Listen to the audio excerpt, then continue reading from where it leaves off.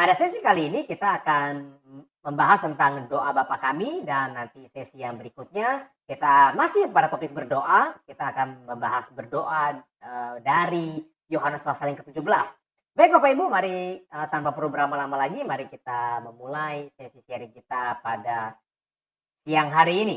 Oke? Anda bisa lihat ayat yang ke-18, Efesus 6 ayat yang ke-18. Dalam segala doa dan permohonan, berdoalah setiap waktu di dalam roh. Dan berjaga-jagalah dalam doamu itu dengan permohonan yang tak putus-putusnya untuk segala orang kudus. Anda bisa lihat baik-baik Bapak Ibu ya.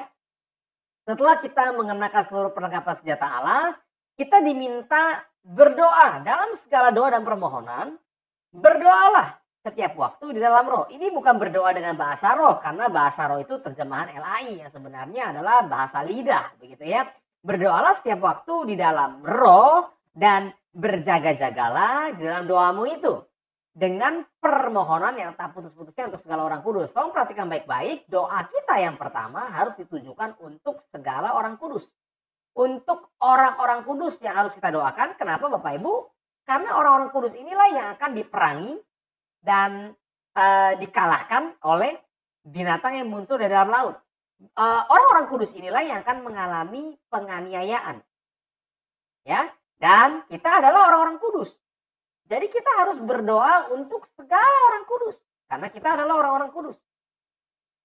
Tolong perhatikan baik-baik. Oke? Sekali lagi Bapak Ibu, berdoalah untuk segala orang kudus. Anda bisa lihat lagi pelajarannya yang sebelum-sebelumnya ya, bahwa kita itu memang dipanggil dan dikuduskan, kita dipilih, kita dibenarkan, kita dikuduskan. Roh kebenaran itu untuk menguduskan kita.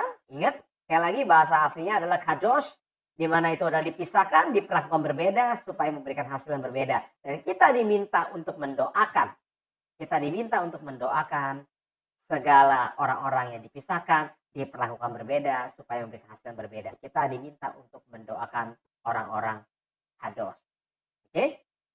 Lebih lanjut Anda bisa lihat Bapak Ibu dalam ayat ke-19, juga untuk aku, Paulus, gitu ya. Juga untuk aku, supaya kepadaku, jika aku membuka mulutku, dikaruniakan perkataan, dikaruniakan firman, dikaruniakan logos yang benar, agar dengan keberanian aku memberitakan musterion, aku memberitakan rahasia berita baik. Ya, apa itu rahasia berita baik? Jawabannya adalah Kristus. Kristus adalah rahasia dari berita baik tersebut. Jadi selain mendoakan untuk segala orang kudus, salah satu dari 7 perlengkapan senjata rohani ini juga diminta untuk mendoakan pemberita firman kebenaran. Dalam hal ini yaitu adalah Paulus. Begitu ya, Anda bisa lihat. Juga untuk aku, supaya kepadaku, jika aku membuka mulutku, dikaruniakan firman yang benar. Lebih lanjut, kita bisa lihat di sini, yang kulayani sebagai utusan. Anda bisa lihat di sini ya, menggunakan bahasa asli adalah presbeus, gitu ya. Ini adalah seperti ambasador begitu ya. Kalau Anda pernah membaca dalam 2 Korintus 5 ayat yang ke-20, di sana dikatakan apa? Jadi kami ini adalah utusan Kristus, seakan-akan Allah menasihati kamu dengan perantaran kami. Dalam nama Kristus kami meminta kepadamu, berilah dirimu didamaikan dengan Allah. Jadi kami ini adalah utusan Kristus. Kami ini adalah ambasador ya. Yang kulayani sebagai ambasador yang dipenjarakan. Melayani apa? Melayani pemberitaan kabar baik. Berdoalah supaya dengan keberanian aku menyatakannya. Kenapa mesti didoakan supaya punya keberanian menyatakan kabar baik? Kabar baik itu adalah firman kebenaran. Kita sudah pernah bahas ya. Kabar baik itu adalah firman kebenaran. So dibutuhkan keberanian untuk menyatakan firman kebenaran. Sebagaimana seharusnya aku berbicara. Bukan sebagaimana diatur oleh organisasi gereja, diatur oleh denominasi tertentu. Bukan. Diatur oleh agenda-agenda manusiawi. Tidak Pak Bu. Firman kebenaran tidak boleh didistorsi, firman kebenaran tidak boleh direduksi sedikit pun. So, dibutuhkan keberanian untuk menyatakannya, dibutuhkan keberanian. Doakanlah para pemberita kebenaran, ya. Anda bisa lihat lebih lanjut Bapak Ibu dalam 2 Tesalonika 3 ayat yang pertama, ya, berdoa untuk pemberita firman kebenaran. Anda bisa lihat selanjutnya saudara-saudara berdoalah untuk kami supaya firman Tuhan beroleh kemajuan dan dimuliakan. Jadi berdoa untuk kami supaya firman Tuhan itu beroleh kemajuan dan firman Tuhan itu dimuliakan. Sama seperti yang telah terjadi di antara kami. Ingat, yang pertama berdoa untuk segala orang kudus, dan yang kedua adalah berdoa untuk pemberita firman kebenaran. Lebih lanjut Anda bisa lihat di sini, berdoalah terus untuk kami, sebab kami yakin, dalam Ibrani 13:18, sebab kami yakin bahwa hati nurani kami adalah baik. Karena di dalam segala hal kami menginginkan suatu hidup yang baik. Anda bisa perhatikan baik-baik Bapak Ibu. Berdoalah untuk pemberita firman kebenaran. Saya menyampaikan materi ini bukan supaya Bapak Ibu, bukan lagi meminta-minta atau memohon kepada Bapak Ibu semua untuk mendoakan kami, bukan. Kan karena begini, bisa aja menurut Bapak Ibu kami tidak memberitakan firman kebenaran, kan bisa saja. Jadi firman Tuhan berkata, berdoalah bagi pemberita firman kebenaran. Ya, kalau buat Bapak Ibu kami tidak memberitakan firman kebenaran, Bapak Ibu tidak perlu mendoakan kami. Bapak Ibu bisa mendoakan orang-orang yang menurut Bapak Ibu memberitakan firman kebenaran. Ya, untuk lebih jelasnya mengenai firman kebenaran, Anda bisa lihat dalam kasut kesiapan memberitakan berita baik damai. Ya. Lebih lanjut Bapak Ibu, siapa lagi harus kita doakan? Berdoalah bagi penganiayamu. Anda bisa lihat baik-baik Bapak Ibu. Tetapi aku berkata kepadamu, kasihilah musuhmu dan berdoalah bagi mereka yang menganiaya kamu. Jadi berdoa itu 3. Perhatikan baik-baik. Berdoa itu 3. Yang pertama adalah untuk segala orang kudus, segala orang kados. Berdoalah untuk orang-orang yang dipisahkan, diperlakukan berbeda, supaya memberikan hasil yang berbeda. Dan yang kedua adalah berdoalah untuk para pemberita firman kebenaran. Oke? Dan yang ketiga, berdoalah bagi penganiayamu. Penganiayamu siapa? Penganiaya orang-orang kados. Selain mendoakan orang-orang kados, berdoa bagi firman kebenaran, ya, Anda juga harus berdoa bagi para penganiaya orang-orang kados. Anda bisa lihat di sini. Ini bukan hermeneutik saya, bukan bagaimana cara saya membahas firman, bukan, tapi Anda bisa lihat ini semua ayat-ayat firman Tuhan yang mengatakan bahwa berdoalah bagi segala orang kudus, berdoalah bagi aku sang pemberita firman kebenaran, dan juga berdoalah bagi penganiayamu, berdoalah bagi orang-orang yang menganiaya engkau. Jangan lupakan orang-orang yang menganiaya engkau. Engkau harus berdoa bagi mereka. Oke? Lebih lanjut Bapak Ibu Anda bisa lihat berdoa. Nah tadi kita sudah sampaikan ya. Oke, ada 3 ini. Lebih lanjut kita akan melihat di sini. Dan apabila kamu berdoa, janganlah berdoa seperti orang munafik. Janganlah berdoa seperti orang hipokrit. Mereka suka mengucapkan doanya dengan berdiri dalam rumah-rumah ibadat dan pada tikungan-tikungan jalan raya. Anda bisa lihat ini gambarnya. Mereka berdoa pada tikungan-tikungan jalan raya. Supaya punya tujuan. Mereka punya tujuan. Kenapa sih mereka berdiri dalam rumah-rumah ibadat dan pada tikungan-tikungan jalan raya? Mereka punya tujuan adalah apa? Supaya dilihat orang. Aku berkata kepadamu, sesungguhnya mereka sudah mendapat upahnya. Mereka sudah mendapat bayarannya. Tapi jika engkau berdoa, kalau engkau mau berdoa nih untuk segala orang kudus, untuk pemberita firman kebenaran, untuk para penganiayamu, masuklah ke dalam kamarmu, tutuplah pintu dan berdoalah kepada Bapamu yang ada di tempat tersembunyi. Maka Bapamu yang melihat yang tersembunyi akan membalasnya kepadamu. Jadi berdoa itu bukan tujuan supaya dilihat orang. Berdoa itu kita mau berkomunikasi dengan Bapa kita. Lagi pula dalam doamu itu janganlah kamu bertele-tele. Ya, kata bertele-tele di sini menggunakan bahasa asli adalah batalo GCT. Batalo GCT itu janganlah kamu mengulang-ulang doamu itu. Seperti kebiasaan etnikoi, seperti kebiasaan dalam terjemahan LAI dikatakan seperti kebiasaan orang yang tidak mengenal Allah, tapi dalam bahasa asli dikatakan seperti kebiasaan etnikoi, seperti kebiasaan bangsa-bangsa lain. Kalau dalam bahasa Ibrani dikatakan, bahasa Ibrani begitu ya, mereka akan menggunakan hagoyim, goyim, bangsa-bangsa lain. Oke?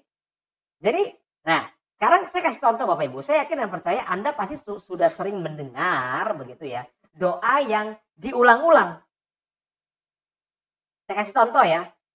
La ilaha illallah, la ilaha illallah, la ilaha illallah. Nah, itulah sebuah contoh doa yang diulang-ulang.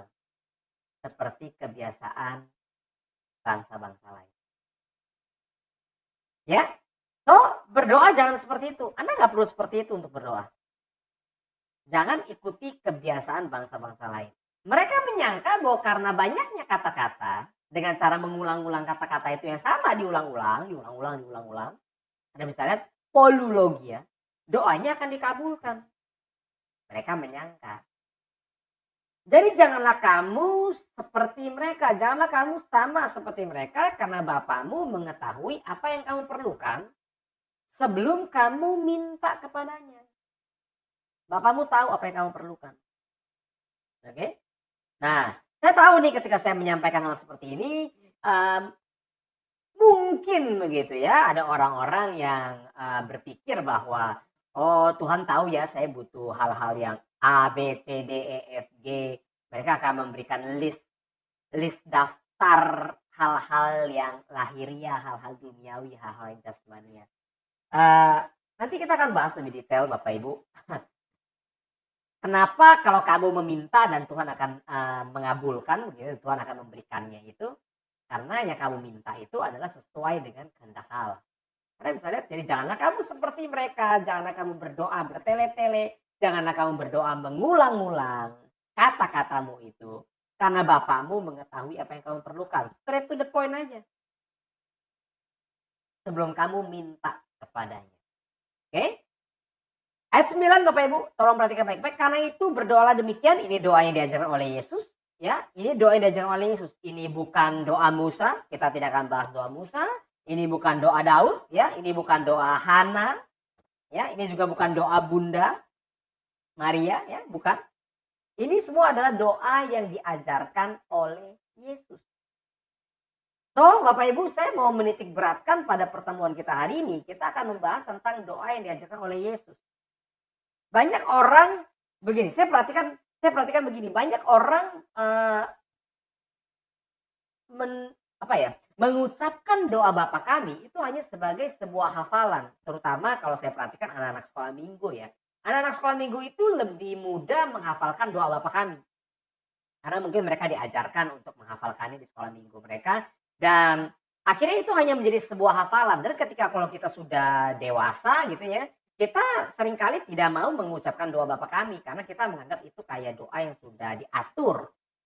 Pak, Bu, tolong perhatikan baik-baik. Doa Bapa Kami ini akan sangat berbeda kalau Anda mengerti maknanya. Ya. Anda tidak perlu mengucapkan sama persis seperti ini, tapi Anda diminta untuk mengerti maknanya supaya ketika Anda berdoa, Anda tahu poin-poin apa yang harus Anda doakan. Seperti tadi contoh, berdoa untuk tiga golongan orang, apa aja? Kalau orang kudus, pemberita firman kebenaran, ya, dan juga para penganiaya orang-orang kudus. Lebih lanjut, karena itu berdoalah demikian. Ya, ini adalah doa Bapa Kami, dikenal dengan doa Bapa Kami. Mari kita lihat Bapak Ibu. Bapa Kami yang di sorga. Jadi jelas, statementnya jelas. Bapa Kami yang di sorga. Pembukaan doanya adalah Bapa Kami yang di sorga. Emangnya Bapak ada berapa sih? Kalau kita mau cari tahu begitu ya. Emangnya Bapak ada berapa? Nah, mari kita lihat. Kenapa sampai ketika kita berdoa, kita harus membuka statement kita dengan Bapa Kami yang di sorga. Kata Yesus kepada mereka, jikalau Allah adalah Bapamu, kamu akan mengasihi aku. Anda bisa lihat, Bapa Kami di sorga. Statement pertama itu langsung memposisikan dirimu sebagai seorang anak, Pak, Bu. Bapa Kami yang di sorga. Jikalau Allah adalah Bapamu, kamu akan mengasihi aku. Siapa aku? Akulah kebenaran. Kita udah bahas kemarin. Siapakah aku? Aku adalah kebenaran. Jikalau Allah adalah Bapamu, kamu akan mengasihi aku. Sebab aku keluar dan datang dari Allah. Dan aku datang bukan atas kehendakku sendiri. Melainkan dialah yang mengutus aku. Lebih lanjut, Anda bisa lihat. Apakah sebabnya kamu tidak mengenal bahasaku? Sebab kamu tidak dapat mendengar firmanku. Oke? Nah, jikalau Allah adalah Bapakmu, kan jikalau. Kalau bukan, berarti otomatis iblislah yang menjadi bapakmu. Anda bisa lihat di sini Bapak Ibu ya.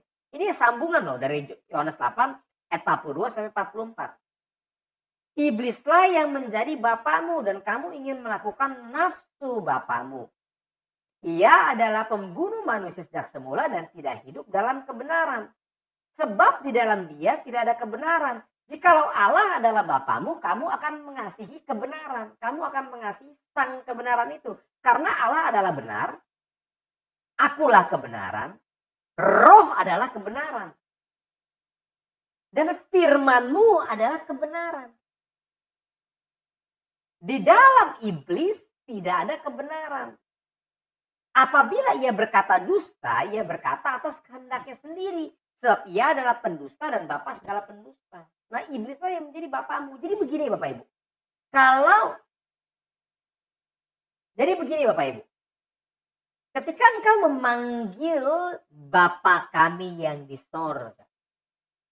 Ketika engkau memulai doamu dengan memanggil Bapa kami yang di sorga. Itu pertama memposisikan dirimu otomatis menjadi seorang anak. Oke, itu yang pertama. Dan yang kedua adalah engkau memberikan identitas engkau anaknya siapa. Engkau adalah anak Bapakmu yang di sorga. Engkau bukan anak dari segala pendusta itu. Dari bapak segala pendusta itu bukan. Oke? Saya harap ini jelas. Lebih lanjut Bapak Ibu Anda bisa lihat. Dan janganlah kamu menyebut siapapun bapak di bumi ini. Karena hanya satu Bapakmu yaitu dia yang di sorga. Oke? Jadi Bapakmu bukan yang Bapak atas dunia ini. Bukan Tuhan atas dunia inilah yang menjadi Bapakmu. Tapi Bapakmu adalah Bapa kami yang di sorga.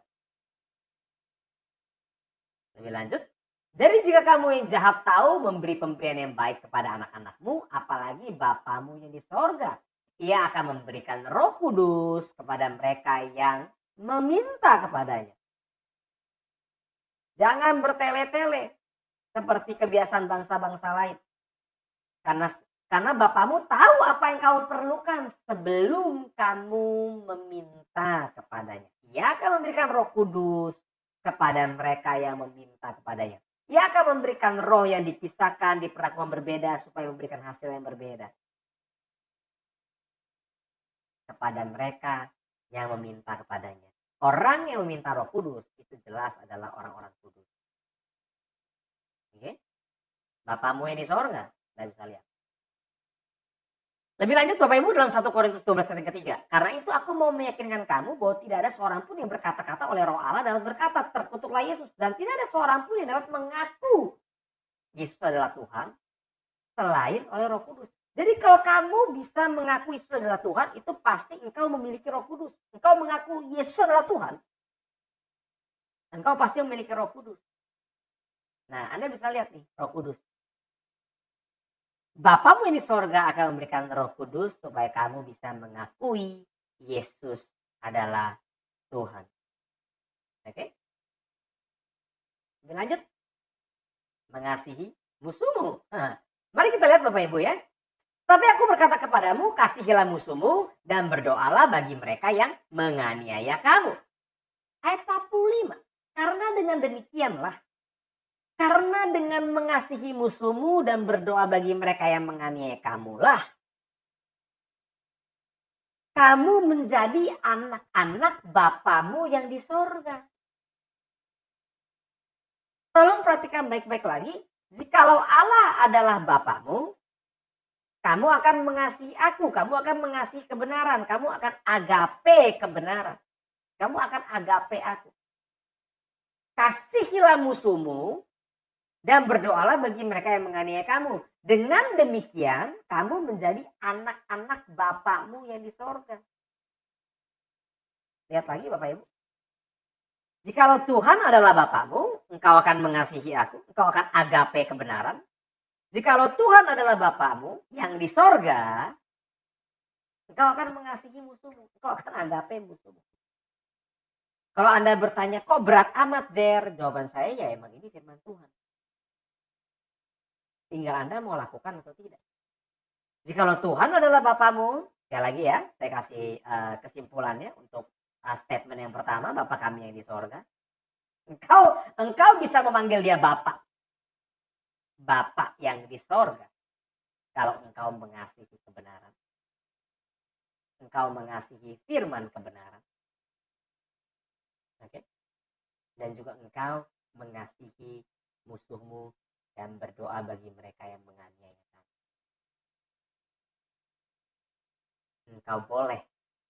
Engkau boleh memanggil Bapa kami yang di sorga. Statement kedua. Kalimat kedua maksud saya. Dikuduskanlah namamu. Ya. Saya akan tampilkan beberapa ayat, ya. Anda bisa lihat di sini, saya nggak akan bacakan semuanya, tapi Anda bisa lihat ayat-ayat dari Perjanjian Lama yang memang sudah menuliskan bahwa namanya kudus. Shem Kodesh, ya. Ya, bermegah dalam namanya yang kudus, Anda bisa lihat. Ya, karena dia hati kita bersukacita sebab kepada namanya yang kudus kita percaya. Anda bisa lihat lagi. Pujilah namanya yang kudus. Jadi namanya itu kados. Bermegahlah dalam namanya yang kudus. Anda bisa lihat lagi.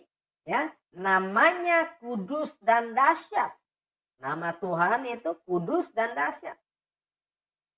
Mulutku mengucapkan puji-pujian kepada Tuhan dan biarlah segala makhluk memuji namanya yang kados untuk seterusnya dan selamanya. Jadi Bapak Ibu, kalimat kedua, dikuduskanlah namamu, itu bukanlah suatu statement baru, tapi karena memang nama Tuhan itu kudus.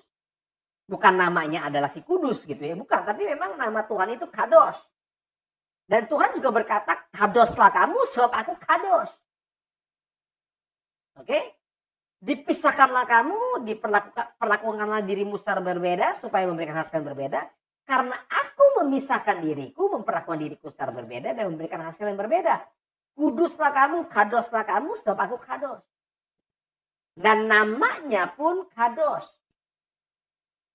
Anda bisa lihat doa Maria, ya. Lalu kata Maria, jiwaku memuliakan Tuhan dan hatiku bergembira karena Allah juru selamatku. Sebab ia telah memperhatikan kerendahan hambanya. Sesungguhnya mulai dari sekarang segala keturunan akan menyebut aku diberkati. Blessed. Makariosin. Ya. Karena yang Maha Kuasa telah melakukan perbuatan-perbuatan besar kepadaku. Dan namanya adalah kudus. Namanya adalah, dalam Greek dikatakan hagion, tapi dalam bahasa Hebrew kita bisa lihat dan namanya adalah kados. Oke? Lebih lanjut Bapak Ibu Anda bisa lihat Yesus menjawab mereka, aku telah mengatakannya kepadamu tapi kamu tidak beriman, kamu tidak percaya. Pekerjaan-pekerjaan yang kulakukan dalam nama Bapakku yang kudus, itulah yang memberi kesaksian tentang aku. Bapa kami yang di surga, dikuduskanlah namamu. Oke? Namanya adalah kudus. Pekerjaan-pekerjaan yang kulakukan dalam nama Bapakku yang kudus, itulah yang memberi kesaksian tentang aku, tetapi kamu tidak percaya karena kamu tidak termasuk domba-domba. Lihat lebih lanjut Bapak Ibu ya. Dalam seminar kita sudah pernah membahas ayat ini. So ini buat refreshment saja. Anda bisa lihat. Aku datang dalam nama Bapakku. Nama Bapakku yang kados. Dan kamu tidak menerima aku. Jika orang lain datang atas namanya sendiri, kamu akan menerima dia. Ya, saya nggak akan bahas dalam di sini, tapi Anda sudah tahu siapa ini. Buat Anda yang sudah mengikuti seminar, Anda pasti sudah tahu siapa yang dimaksudkan di dalam ayat ini, gitu ya, Yohanes 5 ayat 43. Aku datang dalam nama Bapakku yang kados. Bapakku yang kudus, kamu tidak menerima aku. Akan tiba saatnya nanti orang lain datang atas namanya sendiri dan kamu akan menerima. Anda bisa lihat Bapak Ibu, kita juga diperintahkan untuk membaptis orang-orang gitu ya. dengan nama Bapa dan Anak dan Roh Kudus. Karena itu pergilah, jadikanlah semua bangsa muridku. Jadikanlah semua bangsa muridku, bukan jadi muridmu. Sorry. Bukan jadi muridmu, tapi muridkanlah mereka. Menjadi muridku, kata Tuhan. Statementnya jelas. Bukan menjadi jemaatmu, bukan membuat mereka sekedar menjadi anak rohanimu, bukan membuat mereka cuma sekedar menjadi jemaat-jemaat yang setiap hari Minggu menghangatkan bangku gereja Anda, ya, yang saat ini sedang kosong, begitu ya. Karena itu pergilah, jadikanlah semua bangsa muridku, muridnya Tuhan, muridnya Yesus, dan baptislah mereka dalam nama Bapa yang kudus dan Anak dan Roh Kudus. Dan ajarlah mereka melakukan segala sesuatu yang telah kuperintahkan kepadamu. Ya, aku perintahkan. Jangan mengajarkan mereka untuk melakukan segala sesuatu yang tidak kuperintahkan. Jangan mengajarkan mereka untuk melakukan segala sesuatu yang diperintahkan oleh organisasi Anda. Oleh gereja Anda, bukan. Ajarlah mereka melakukan segala sesuatu yang telah aku perintahkan kepadamu. Jadi ketahuilah, aku menyertai kamu senantiasa sampai kepada akhir zaman. Oke. Anda bisa lihat Bapak Ibu, akan ada orang-orang yang menghujat nama Tuhan, karena firman Tuhan juga sudah menuliskannya dalam Imamat 24 ayat 16. Siapa yang menghujat nama Tuhan, pastilah ia dihukum mati. Dan dilontari dengan batu oleh seluruh jemaah itu, baik orang asing maupun orang Israel asli. Bila ia menghujat nama Tuhan, haruslah dihukum mati. Kalau ia menghujat nama Tuhan, ia harus dihukum mati. Oke? Statementnya jelas ya. Kalau Anda menghujat nama Tuhan, Anda harus dihukum mati. Anda bisa lihat Bapak Ibu dalam Wahyu 13 ayat yang ke-6. Lalu ia membuka mulutnya untuk menghujat Allah. Menghujat namanya. Namanya yang kudus. Dan kemah kediamannya. Yang dihujat itu banyak loh. Yang dihujat itu bukan cuma Allah, tapi dia juga menghujat namanya. Namanya yang kados, namanya yang kudus. Dan menghujat kemah kediamannya. Ya. Dan yang keempat adalah dia menghujat semua mereka yang diam di sorga. Anda bisa lihat semua mereka yang diam di sorga. Anda jangan berpikir bahwa Antikristus ini menghujat para malaikat, menghujat makhluk-makhluk di sorga. Bukan. Ya. Ingat Bapak Ibu, ada dua kategori orang, diam di sorga dan diam di bumi. Ya, saya kasih kisi-kisinya dulu. Tapi buat Anda yang sudah pernah ikut seminar, saya yakin Anda sudah mengetahui, begitu ya.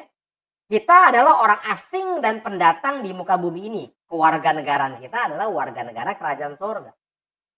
Jadi ketika mereka menghujat Allah, menghujat nama Tuhan yang kudus, kemah kediamannya, dan semua mereka yang diam di sorga. So jelas siapa yang dihujat.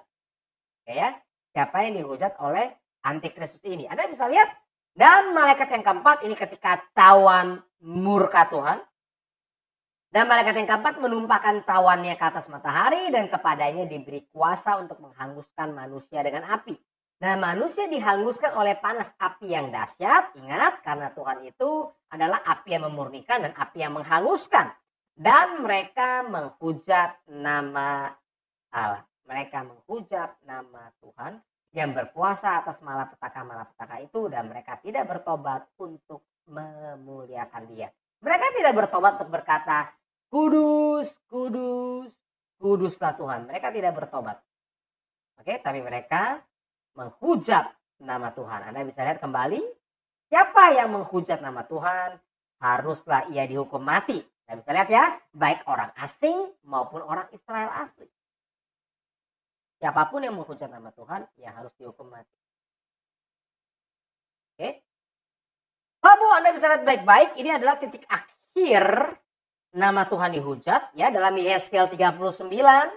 Yehezkiel 39 buat Anda yang memang mendalami akhir zaman, Anda pasti tahu Yehezkiel 38 dan 39 itu ada berbicara tentang Gog Magog ya.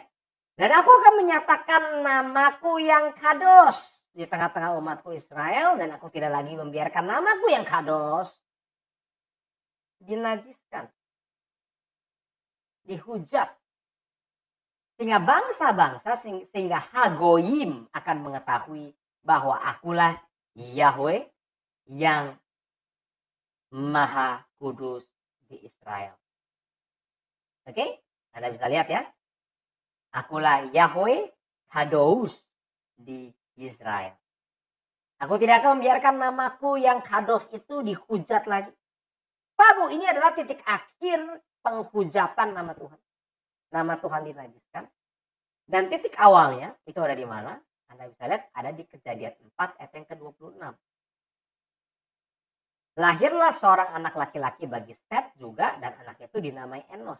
Waktu itulah orang menghujat dengan berseru, ya, berseru dengan menghujat nama Tuhan. Jadi bahasa aslinya bukan orang mulai memanggil nama Tuhan, tapi waktu itulah orang mulai berseru gitu ya, menghujat nama Tuhan dengan berseru. Ya, Anda bisa lihat.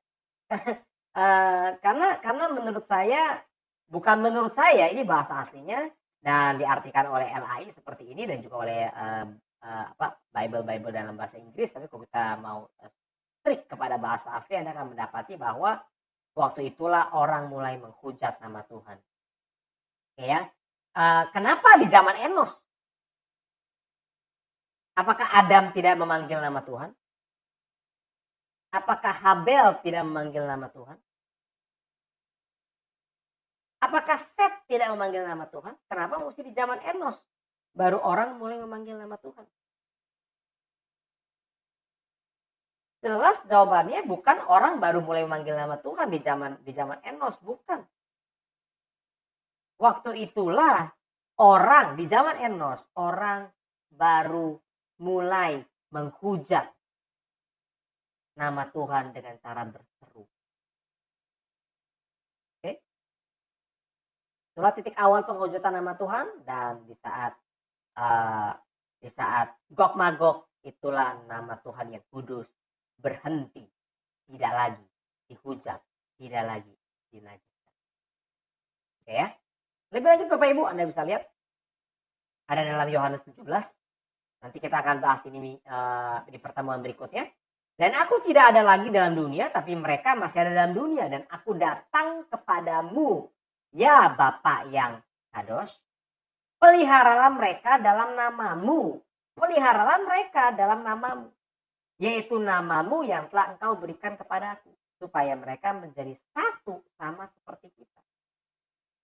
Engkau dipelihara oleh nama Bapa yang Kados, supaya engkau menjadi satu. Sama seperti kita. Sama seperti Bapa dan Anak. Selama aku bersama mereka, aku memelihara mereka dalam namamu yang Kados itu. Yaitu namamu yang telah engkau berikan kepadaku. Statementnya jelas Bapak Ibu. Ya. Datanglah kerajaanmu. Ini kalimat yang ketiga Bapak Ibu ya. Pak Bu, tolong perhatikan baik-baik. Metanoia, sebab kerajaan sorga sudah dekat. Anda bisa lihat lagi. Sejak waktu itulah Yesus memberitakan metanoia, sebab kerajaan sorga sudah dekat. Pak Bu, untuk kalimat yang ini saya nggak akan terlalu detail membahas ya. Nah, tapi yang pasti begini Bapak Ibu. Anda bisa membaca dalam Matius, itu ada 12 perumpamaan tentang kerajaan sorga. Hal kerajaan sorga seumpama. Hal kerajaan sorga seumpama. Kalau Anda membaca 12 perumpamaan hal kerajaan sorga tersebut, saya kasih gampangnya begitu ya, supaya Bapak Ibu bisa gampang menemukannya. Yaitu ada 7 hal kerajaan sorga di dalam Matius pasal 13. Ada 7 ya, hal kerajaan sorga ada 7 di dalam Matius 13. Lalu ada di Matius 18, 1. Ada di Matius 20, ada di Matius 22, ada di Matius 25.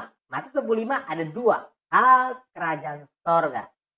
Seumpama 5 garis bodoh dan 5 garis bijaksana. Hal kerajaan sorga seperti seorang tuan yang hendak pergi berpergian dan memberikan talenta ya, 5 talenta, 2 talenta dan 1 talenta ya. Bapak Ibu, Anda bisa dapati itu semua, Anda bisa baca sendiri, saya nggak akan bahas dengan detail ya. Tapi yang pasti datanglah kerajaan sorga di sini di Matius pasal yang ke-6 di Matius pasal yang ke-6 ini sedang membahas tentang kerajaan sorga, ya. Kerajaan sorga yang nanti akan datang ketika Tuhan memerintah di atas muka bumi. Datanglah kerajaanmu. Karena statementnya jelas, Bapa kami yang di sorga, datanglah kerajaanmu. Kerajaan apa? Kerajaan sorga. Baca Bapak Ibu, kita nggak akan bahas detail karena akan panjang sekali kalau saya harus membahas tentang kerajaan sorga begitu ya, nanti jadi mesti ada comparisonnya dengan apa itu kerajaan Allah. So itu terlalu panjang, tapi yang pasti saya kasih PR saja buat Bapak Ibu semua, Anda bisa baca sendiri. Kerajaan sorga ada 12 perumpamaan mengenai kerajaan sorga. Ya, dan itu semua menceritakan bagaimana kondisi di akhir zaman saat Tuhan mau memerintah, saat kerajaan Tuhan itu ditegakkan, saat kerajaan sorga itu ditegakkan di muka bumi. Datanglah kerajaanmu. Lihat lagi. Berbahagialah, diberkatilah orang yang miskin di hadapan Allah, karena mereka lah yang mempunyai kerajaan sorga. Berbahagialah orang yang dianiaya oleh sebab kebenaran, karena mereka lah yang mempunyai kerajaan sorga. Diberkatilah orang yang miskin di hadapan Allah, karena mereka lah yang punya kerajaan sorga. Diberkatilah orang yang dianiaya oleh sebab kebenaran. Ya, Anda lihat kita belum membahas ya tentang baju atau tutupi dadamu dengan dikayosune, tutupi dadamu dengan kebenaran. Oke. Diberkatilah orang yang dianiaya oleh sebab kebenaran, diberkatilah orang yang dianiaya oleh sebab dikayosune, karena mereka lah yang mempunyai kerajaan sorga. Oke? Statement berikutnya Anda bisa lihat. Jadilah kehendakmu di bumi seperti di sorga. Itu sebabnya saya katakan itu datanglah kerajaanmu, itu adalah kerajaan sorga. Jadilah kehendakmu di bumi seperti di sorga. Oke? Pak Bu, sekarang yang menjadi pertanyaan adalah apa yang menjadi kehendak Tuhan? Karena banyak, itu sebabnya saya katakan tadi di depan, banyak orang itu berdoa dan bahkan itu sebabnya saya katakan tadi di depan, banyak orang tidak mau berdoa dengan doa Bapa kami. Kenapa? Karena mereka tidak mengerti ayat-ayatnya, mereka tidak mengerti kalimat-kalimatnya yang tercantum dalam doa Bapa kami. Kehendak Tuhan contohnya. Apa sih yang menjadi kehendak Tuhan? Mereka bertanya-tanya. Mereka seringkali mengasumsikan bahwa Tuhan berkehendak saya mengalami hidup yang berkelimpahan. Kalau saya hidup berkelimpahan, baru saya bisa menceritakan bagaimana hebatnya Tuhan, perkasanya Tuhan bagi orang-orang di lingkungan saya, bagi orang-orang di sekitar saya. Mereka berpikir seperti itu, Bapak Ibu.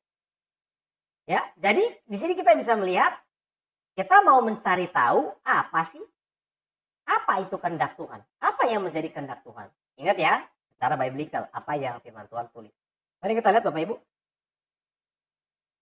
Inilah kehendak Dia yang mengutus aku. Anda bisa lihat dalam Yohanes 6 ayat 39. Dan inilah kehendak Dia yang telah mengutus aku, yaitu supaya dari semua yang telah diberikannya kepadaku, jangan ada yang binasa. Saya pakai bahasa asli saja ya, jangan ada yang apoleso, jangan ada yang binasa. Bukan hilang, tapi jangan ada yang binasa, tetapi supaya kubangkitkan pada akhir zaman. Anda bisa lihat. Inilah kehendak Dia yang mengutus aku. Jangan ada yang binasa, tetapi supaya kubangkitkan pada SKT Hemera, pada hari yang terakhir. Perhatikan baik-baik Bapak Ibu. Jadi begini, kapan ada kebangkitan orang mati? Jawabannya adalah pada hari yang terakhir. Kalau Anda membaca dalam 1 Korintus 15 ayat 51 dan 52, kapan ada kebangkitan orang mati? Di saat nafiri yang terakhir, sangkakala yang terakhir. Eskaton salpikji, sangkakala yang terakhir. Itu ada kebangkitan orang mati. Oke? Lanjut dulu. Ayat 40. Inilah kehendak Bapakku. Kita kan lagi mau cari tahu nih apa yang menjadi kehendak Tuhan. Ya kan? Inilah kehendak Bapakku, Bapa kami yang di sorga. Sebab inilah kehendak Bapakku, yaitu supaya setiap orang yang melihat anak dan yang beriman kepada anak beroleh hidup yang kekal. Nanti pertemuan berikutnya kita akan membahas apa itu hidup yang kekal dalam Yohanes 17 ayat yang ketiga. Dan supaya aku membangkitkannya pada SKT Hemera. Ini statement kedua kalinya. Yesus berkata, aku akan membangkitkan orang-orang yang melihat anak dan yang percaya kepada anak.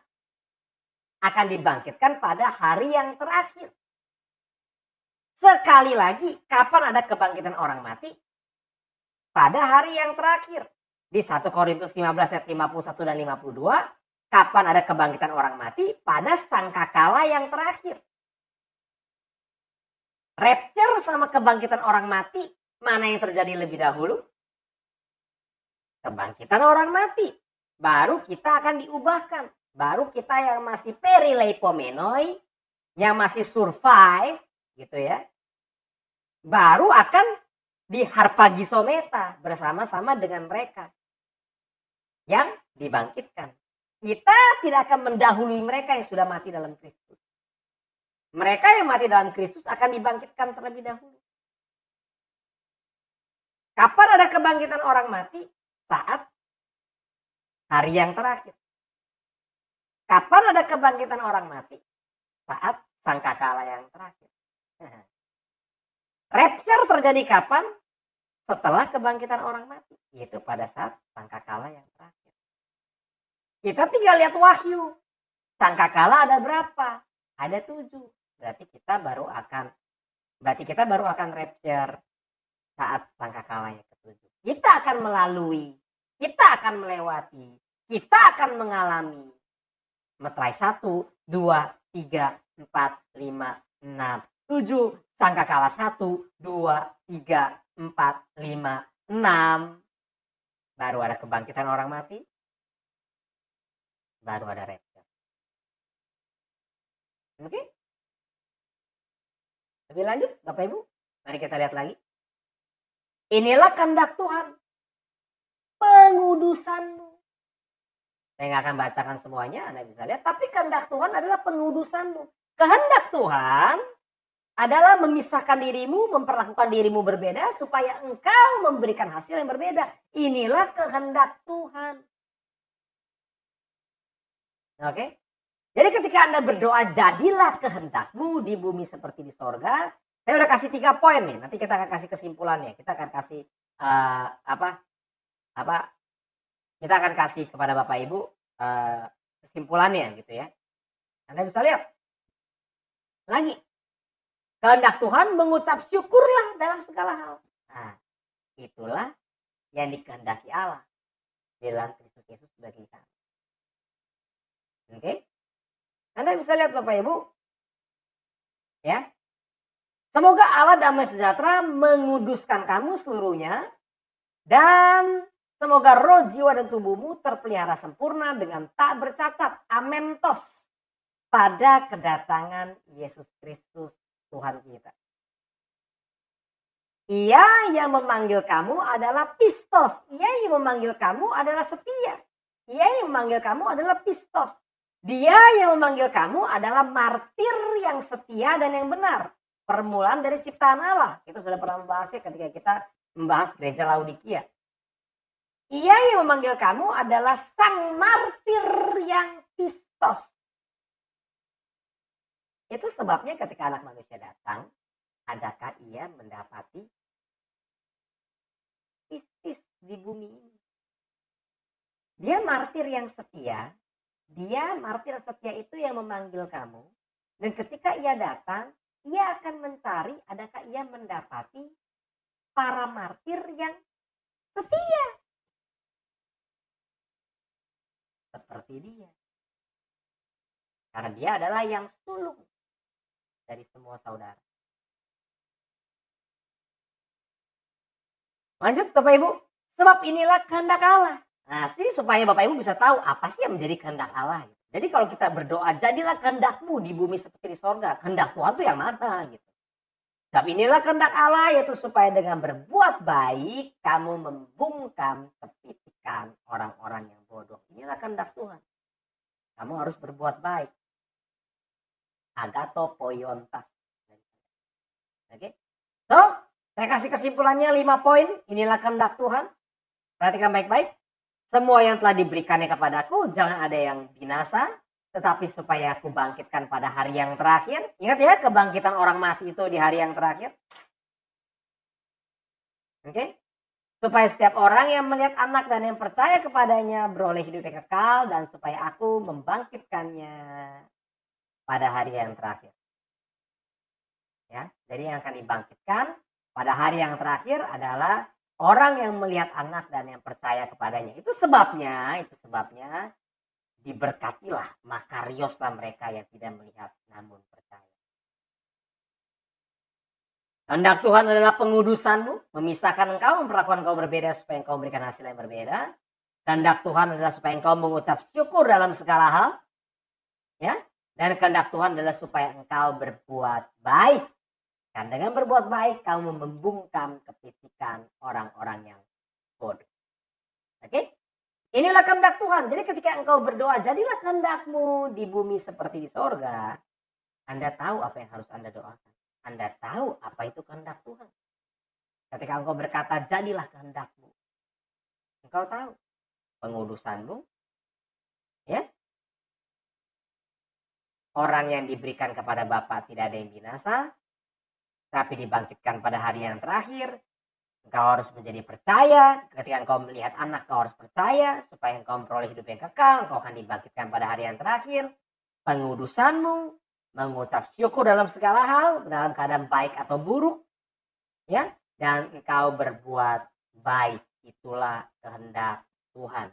Jadilah kehendakmu di bumi seperti di sorga. Lebih lanjut Bapak Ibu tolong perhatikan baik-baik.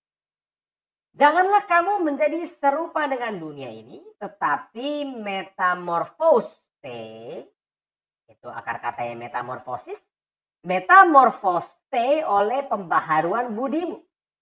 Sehingga kamu dapat menguji manakah kehendak Allah. Kita berkata jadilah kehendakmu, jadilah kehendakmu. Tadi saya sudah sampaikan ada 5 poin di sana. Kalau dalam pembacaan berikutnya, misalnya Anda menemukan ada poin yang lebih banyak, silakan Bapak Ibu ya. Tapi yang saya temukan ada 5 poin tadi. Tapi bagaimana Anda bisa membedakan mana yang kehendak Tuhan, mana yang kehendak diri kita sendiri, mana yang menjadi nafsu kita? Anda harus bisa membedakan. Membedakan caranya gimana? Anda bisa lihat. Metamorfose itu adalah metamorfosis pembaharuan budimu. So budimu itu atau akal budimu itu yang kau harus mengasihi Tuhan dengan segenap akal budimu itu harus mengalami metamorfosis. Anda bisa lihat Bapak Ibu metamorfosis di sini ya, tolong perhatikan baik-baik. Itu dari telur, ulat, kepompong, kupu-kupu. Itu metamorfosis. Metamorfosis itu adalah sebuah perubahan yang progresif dan permanen. Lihat baik-baik Bapak Ibu. Jadi nggak ada tuh orang jatuh bangun dalam dosa. Enggak. Perubahan metamorfosis itu adalah progresif dan permanen. Jangan ketipu dengan filosofi dunia ini yang berkata bahwa jalan kehidupan orang itu seperti roda pedati di atas dan di bawah. Jadi jatuh bangun dalam dosa itu wajar. Enggak. Jalan hidup orang benar itu seperti cahaya fajar yang semakin terang hingga rembang tengah hari. Kenapa? Kenapa bisa semakin terang? Karena dia menggunakan firman sebagai pelita bagi kakinya dan terang bagi jalannya. Itu sebabnya jalan orang benar itu semakin terang hingga rembang tengah hari. Oke? Anda lihat baik-baik. Ketika engkau mengalami metamorfosis akal budimu, engkau akan dapat menguji manakah kehendak Allah. Kau akan tahu mana yang kehendak Allah, mana yang cuma kehendak organisasi tertentu, mana yang cuma kehendak pola pikir manusiawi. Ya, engkau akan bisa membedakan, engkau bisa menguji. Ingat Bapak Ibu, semangat dari Watchman adalah ujilah segala sesuatu dan peganglah yang baik. Bagaimana engkau bisa menguji mana yang kehendak Allah, mana yang bukan? Kalau engkau tidak mengalami metamorfosis.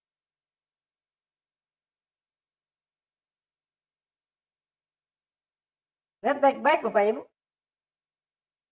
Kata Yesus kepada mereka, makananku ialah melakukan kehendak Dia yang mengutus aku. Itu makanannya Yesus. Melakukan kehendak Dia yang mengutus aku. Lebih lanjut Anda bisa lihat. Bukan setiap orang yang berseru kepadaku Tuhan, Tuhan yang akan masuk ke dalam kerajaan surga. Bapa kami yang di surga.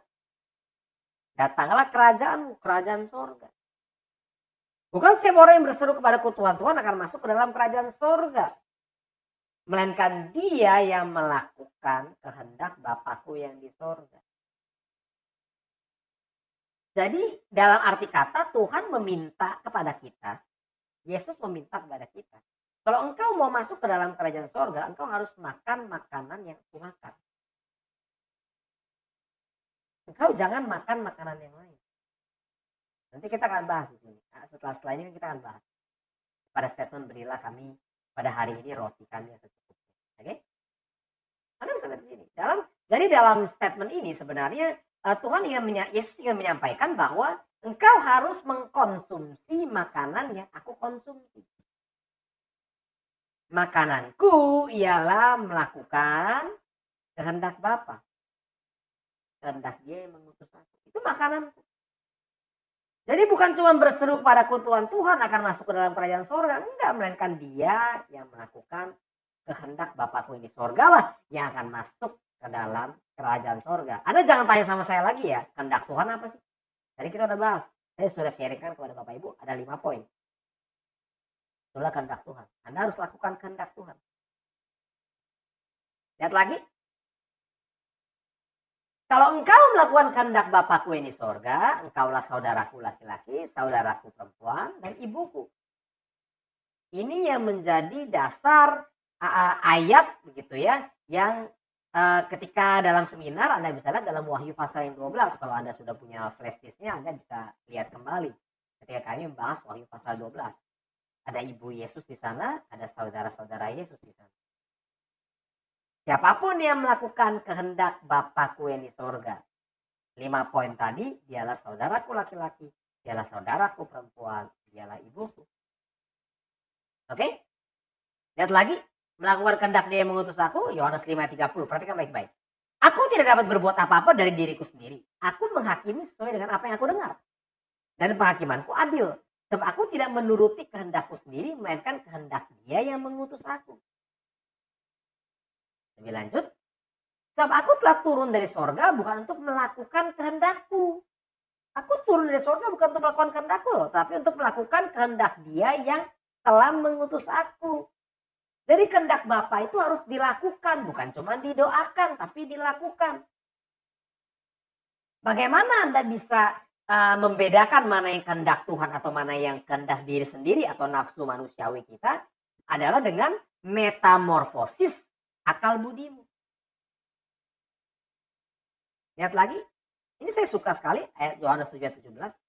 Barang siapa mau melakukan kehendaknya, ia akan tahu, ia akan mengenali, ia akan ginosko akar katanya. Barang siapa mau melakukan kehendaknya, ia akan mengetahui, ia akan mengenali entah didaske, entah ajaranku ini berasal dari Allah, entah aku berkata-kata dari diriku sendiri. Nah ini. Kalau engkau telo, ya. Ini sama dengan kata engkau ingin, telo itu sama dengan telema, akar katanya sama. Ya, telo, kalau engkau berkehendak, kalau engkau berkeinginan, kalau engkau mau melakukan kehendaknya. engkau akan tahu, engkau akan mengenali ajaranku ini, didaskeku ini berasal dari Allah, atau entah aku berkata-kata dari diriku sendiri. Anda bisa lihat lagi Bapak Ibu, kehendak dia adalah supaya aku membangkitkan orang-orang itu pada akhir zaman. Supaya aku membangkitkan orang-orang yang telah melihat anak dan yang percaya kepada anak, aku bangkitkan kapan? Pada hari yang terakhir. Kebangkitan orang mati itu pada saat sangkakala yang terakhir. Sangkakala ada berapa? Ada 7. So kapan kita dibangkitkan? Kapan ada kebangkitan orang mati? Saat sangkakala ke-7. Jadi begini Bapak Ibu, kalau ada orang yang mengajarkan ada kebangkitan orang mati itu sebelum meterai dibuka, Anda akan tahu itu ajaran yang berasal dari Allah atau itu ajaran yang cuma dari diri dia sendiri. Kalau engkau mau, kalau engkau berkehendak untuk melakukan kehendak Tuhan. Kalau engkau melakukan kehendak Bapakku di sorga, engkau yang akan masuk ke dalam kerajaan sorga. Tolong perhatikan baik-baik.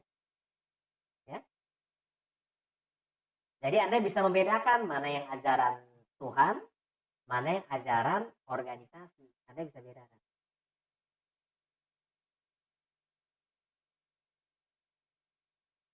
Yohanes 9 ayat 31. Kita tahu bahwa Allah tidak mendengarkan orang-orang berdosa, melainkan mendengarkan orang-orang yang saleh dan yang melakukan kehendak. Kalau engkau melakukan kehendak Bapa, kalau engkau melakukan kehendak Tuhan, Tuhan akan mendengarkan engkau. Oke? Lebih lanjut, Anda bisa lihat di sini. Dan dunia ini sedang lenyap dengan nafsunya. Tetapi orang yang melakukan kehendak Allah tetap tinggal selama-lamanya. Langit dan bumi akan berlalu, tetapi logosku tinggal tetap, menei, selama-lamanya. Anda bisa lihat, kalau engkau melakukan kehendak Tuhan, engkau akan tetap tinggal selama-lamanya. Kalau engkau melakukan kehendak Tuhan, engkau akan masuk dalam kerajaan surga. Ya. Tapi bagaimana engkau melakukan kehendak Tuhan kalau engkau tidak mau, engkau tidak berkehendak untuk melakukan kehendak Tuhan. Engkau harus berkehendak dulu untuk melakukan kehendak Tuhan. Engkau harus ingin untuk melakukan kehendak Tuhan. Kalau engkau, Firman Tuhan sudah katakan loh ya, kalau engkau baru ingin melakukan kehendak Tuhan saja, engkau bisa tahu ajaran Tuhan itu yang mana. Nah, itu berasal dari Tuhan atau itu cuma dari berkata-kata dari diri dia sendiri. Anda bisa tahu. Jadi jangan tanya sama saya, pendeta ini benar atau enggak, pendeta ini sesat atau enggak. Jangan tanya saya. Anda bisa membedakan sendiri. Oke, Anda bisa mengujinya sendiri. Lebih lanjut Anda bisa lihat, ini Yesus ketika dia ada di Taman Getsemani, Bapak Ibu ya.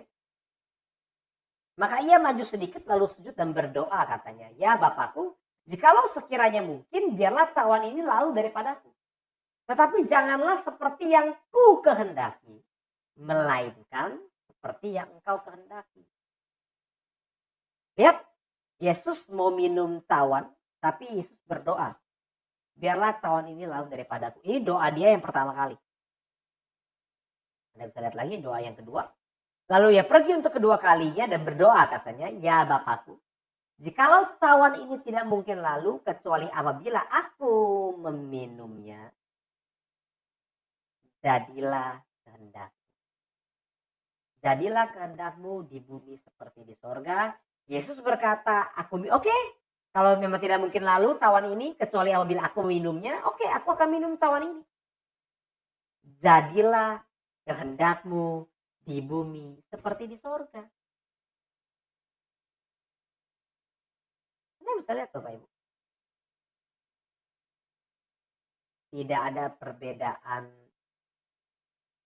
perbedaan kalimatnya sama sekali. jadilah kehendakmu. Geneteto, to telemamo, to telemasto. Ya. Nggak ada perbedaan sama sekali. Jadilah kehendakmu. Di bumi seperti di surga.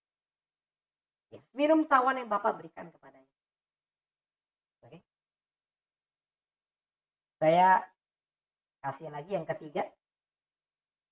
Kata Yesus kepada Petrus setelah Petrus memotong kuping Malkus, sarungkan pedangmu itu, bukankah aku harus minum cawan yang diberikan Bapa kepadaku? Jadi di statement yang ketiga ini, Yesus sudah sangat yakin, Yesus sudah tahu. Anda bisa lihat perbedaannya ya. Yang pertama itu kalau kita bilang dia masih nego lah. Tapi negonya aja sopan. Jangan seperti yang kukehendaki, melainkan seperti yang engkau kehendaki. Yang kedua, Anda bisa lihat. Kalau nggak mungkin, selain aku minum, oke, aku minum. Jadilah kehendakmu. Yang ketiga, Yesus sudah tahu. Sudah jelas. Sarungkan pedangmu. Aku harus minum cawan yang diberikan Bapa kepada. Titik. Oke. Bapak Ibu, dan sedikit saya kasih kisi-kisi begitu ya. Jadi begini, saya mau sampaikan begini Bapak Ibu. Kalau ada pengajaran di luar sana yang mengatakan bahwa kita akan rapture gitu ya, kita akan rapture sebelum aniaya besar, kita akan rapture sebelum antikristus dinyatakan, kita akan rapture sebelum manusia durhaka itu dinyatakan, kita akan rapture sebelum pembinasa keji itu berdiri di tempat kudus. Menurut firman yang disampaikan oleh Nabi Daniel, saya mau katakan itu bukan kehendak Tuhan. Itu kehendak manusia, itu kehendak dirinya sendiri. Tolong perhatikan baik-baik, kita akan meminum cawan Yesus. Yesus sudah bilang, kamu akan meminum cawanku. Kamu akan dibaptis dengan baptisan yang kuterima. Kamu akan meminum cawanku. Cawan Yesus apa? Ya ini cawan Yesus. Pada akhirnya Yesus minum gak cawan yang Bapaknya berikan kepadanya? Yesus minum. Dan Yesus sudah bilang, kamu akan minum cawanku. It means kita akan mengalami hal yang sama seperti yang Yesus alami. Karena apa yang dialami oleh sang kepala tubuh akan dialami oleh tubuh Kristus juga. Tubuh Kristus jangan punya kehendak yang berbeda dengan apa yang telah dialami oleh sang kepala.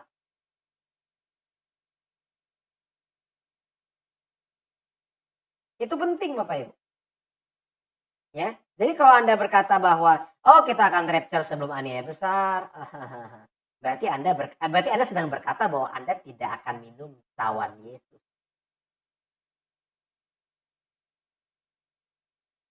Buang jauh-jauh pengajaran-pengajaran yang tidak sesuai dengan kehendak Tuhan. Ya, metamorfoste akal budimu supaya engkau bisa menguji mana yang kehendak Allah, mana yang cuma ajaran manusia saja. Yang berikutnya, berikanlah kami pada hari ini, saya nggak mau bilang makanan ya, karena bahasa aslinya berkata arton. Berikanlah kami pada hari ini arton kami yang secukupnya. Berikanlah kami pada hari ini roti kami yang secukupnya. Oke? So jelas Bapak Ibu, ini tidak berbicara tentang pemenuhan kebutuhan hidup sehari-hari, bukan? Ini bukan soal hari ini Anda makan apa, bukan. Berikanlah kami pada hari ini roti kami yang secukupnya. Oke, Anda bisa lihat. Maka kata Yesus kepada mereka, aku berkata kepadamu, sesungguhnya bukan Musa yang memberikan kamu arton dari sorga, melainkan Bapakku yang memberikan kamu arton yang benar dari sorga. Bapakku lah yang memberikan kamu roti yang benar dari sorga. Karena roti yang dari Allah ialah roti yang turun dari sorga dan yang memberi hidup kepada dunia. Bukan yang cuman kasih makan perutmu, kamu kenyang dan lalu kamu mati. Bukan. Anda bisa lihat kata orang banyak itu kepada Tuhan, kepadanya, Tuhan berikanlah kami roti itu senantiasa. Ingat ya, ini Yohanes pasal 6 ini adalah ketika orang banyak itu habis kenyang, dikasih makan 5 roti dan 2 ikan. Nah, dia pengen lihat lagi. Dia pengen menerima mujizat lagi. Maka kata mereka kepadanya, Tuhan berikanlah kami roti itu senantiasa. Kata Yesus kepada mereka, akulah roti hidup. Anda bisa lihat, artos tes zoes. Akulah roti hidup. Barang siapa datang kepadaku, ia tidak akan lapar lagi. Dan barang siapa percaya kepadaku, ia tidak akan haus lagi. Tapi aku telah berkata kepadamu, sungguh pun kamu telah melihat aku, kamu tidak percaya. Oke? Kamu yang melihat aku dan yang percaya tidak akan binasa, akan kubangkitkan pada hari yang terakhir. Sungguh pun kamu telah melihat aku, kamu tidak beriman kepadaku, kamu tidak percaya. Lihat lagi Bapak Ibu statementnya. Akulah roti hidup. Nenek moyangmu telah makan mana di padang gurun dan mereka telah mati. Inilah roti yang turun dari sorga. Barang siapa makan daripadanya, ia tidak akan mati. Kalau engkau makan roti hidup, engkau tidak akan mati. Oke? Ini bukan masalah engkau tidak akan mati di dunia ini.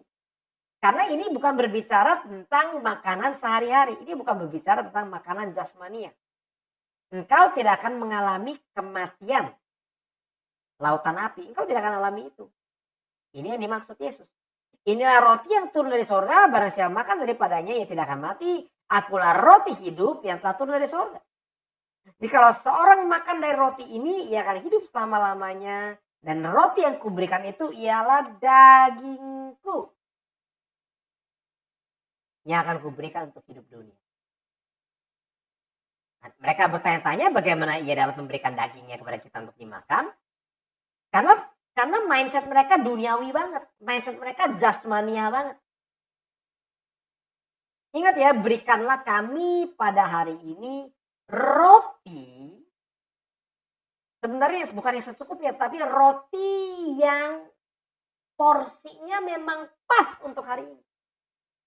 Anda harus tahu latar belakang mana itu diturunkan setiap hari. Oke. Dan pada hari yang ke-6 itu diturunkan porsinya dua kali lebih banyak. Supaya mereka bisa makan pada hari ke-6 dan juga pada hari Sabat. Karena hari Sabat mereka tidak boleh mengumpulkan mana dan mana tidak turun. Jadi mana itu cukup untuk hari itu saja. Tidak boleh disimpan sampai besok pagi. Disimpan sampai besok pagi itu berulat, busuk. Gak bisa dimakan lagi. Berikanlah kami pada hari ini roti yang pas, pada porsinya yang pas untuk hari ini.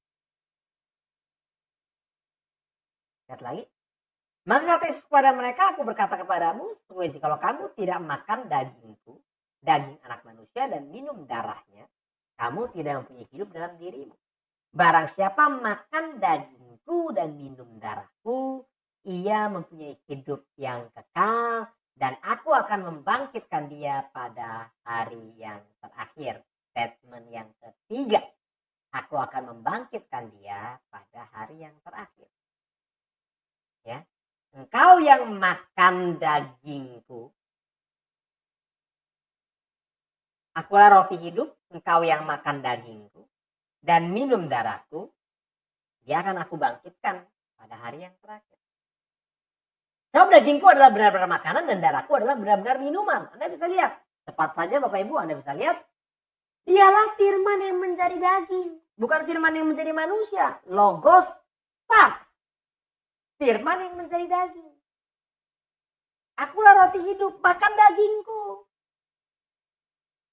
Makan firman. Manusia hidup bukan dari roti saja, tapi dari setiap firman yang keluar dari mulut Allah. Dialah firman yang menjadi daging dan diam di antara kita. Dan kita telah melihat kemuliaannya, itu kemuliaan yang diberikan kepadanya sebagai anak tunggal Bapa penuh kasih, karunia dan kebenaran. So Bapak Ibu tolong perhatikan baik-baik. Ayat 54. Barang siapa makan dagingku, Anda harus makan firman.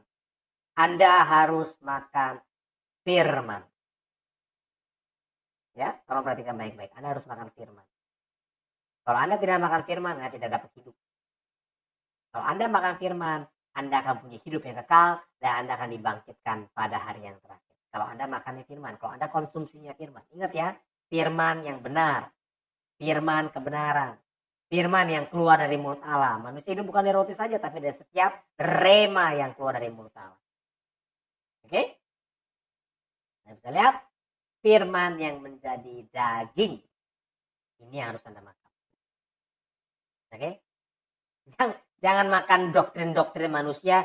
Jangan makan roti yang sudah dicampur dengan ragi. Apa itu ragi? Ajaran orang Farisi, ajaran orang Saduki, ajaran orang Herodian, ya. Ajaran tradisi manusia turun-temurun. Itu roti yang beragi. Akulah roti hidup. Makan dagingku. Minum darahku. Kau akan memiliki hidup. Dan engkau akan kubangkitkan pada hari yang terakhir. Barang siapa makan dagingku dan minum darahku, ia tinggal di dalam aku dan aku di dalam dia. Lebih lanjut. Barang siapa mengatakan bahwa ia ada di dalam dia, berarti Anda makan daging dan minum darahnya Yesus. Ia wajib hidup, ia wajib berjalan, ia wajib menjalani hidupnya sama seperti Kristus telah menjalani hidupnya. Yohanes 15 ayat yang ke-7, jikalau kamu tinggal di dalam aku dan firmanku tinggal di dalam kamu, ya iya, karena kamu makan dagingku dan minum darahku. Ia tinggal dalam aku dan aku dalam dia. Jikalau kamu tinggal dalam aku dan firmanku tinggal dalam kamu, mintalah apa saja yang kamu kehendaki. Dan kamu akan menerimanya. Kamu makannya firman. Kamu akan tinggal dalam aku dan aku dalam kamu. Tuhan katakan minta apa saja yang kamu kehendaki. Dan kamu akan menerimanya. Nah, Anda mulai ini ya. Anda mulai nangkep ya. Saya harap Yohanes 15 ayat 7 tidak diperkosa untuk hal-hal jasmania. Saya harap Yohanes 15 ayat 7 ini tidak diperkosa asal-asalan begitu ya. Untuk pemenuhan kebutuhan hidup sehari-hari. Enggak.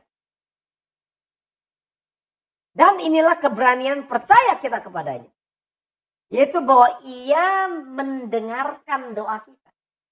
Jikalau kita meminta sesuatu kepadanya menurut kehendaknya. Nah, ini. Mungkin bahasa yang ini lebih gampang dimengerti.